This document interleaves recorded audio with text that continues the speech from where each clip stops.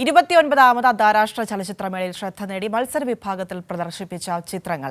അന്താരാഷ്ട്ര മത്സര വിഭാഗത്തിലെ എല്ലാ ചിത്രങ്ങൾക്കും മികച്ച അഭിപ്രായം പ്രേക്ഷകരിൽ നിന്നുമുണ്ടായി.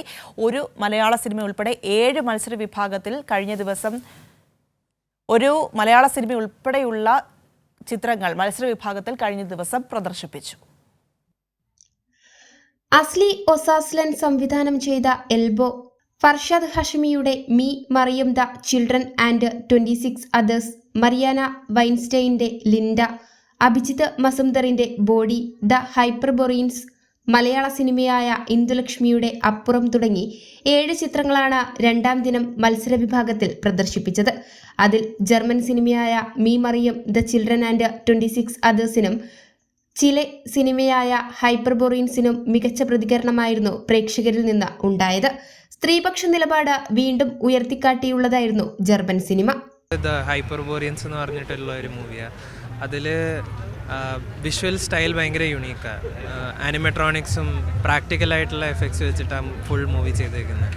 അത് കുറച്ചുകൂടെ ഒരു ഇൻട്രസ്റ്റിംഗ് ആയിട്ട് തോന്നി. Super, one of the best which I watch. Me Maryam and 26 others. Competition പടമാണ്, വേൾഡ് പ്രീമിയറാണ്. ഞങ്ങൾക്ക് തോന്നുന്നു ഞങ്ങൾ ഇതുവരെ കണ്ടതിൽ, ഞങ്ങളുടെ ഒരു 3 ആളുടെ ഗ്യാങ് ഇതുവരെ കണ്ടതിൽ വൺ ഓഫ് ദ ബെസ്റ്റ്.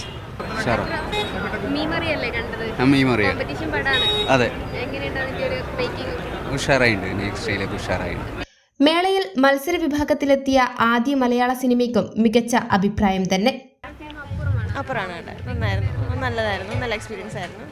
മത്സര വിഭാഗങ്ങളിലെ ചിത്രങ്ങൾ കാണാൻ മാത്രമായി എത്തിയവരുമുണ്ട് മേളയിൽ.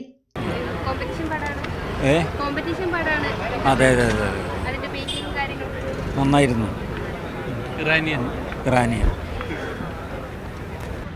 കുറച്ചൊക്കെ സെലക്റ്റീവായിട്ട് നോക്കും, പിന്നെ കാണാൻ കിട്ടുന്നത് പോലെ കാണും. 3 തിയേറ്ററുകളിലായി പ്രദർശിപ്പിച്ച എല്ലാ മത്സര വിഭാഗം ചിത്രങ്ങൾക്കും വൻ സ്വീകാര്യതയാണ് ലഭിച്ചത്. കൈരളി ന്യൂസ്, തിരുവനന്തപുരം.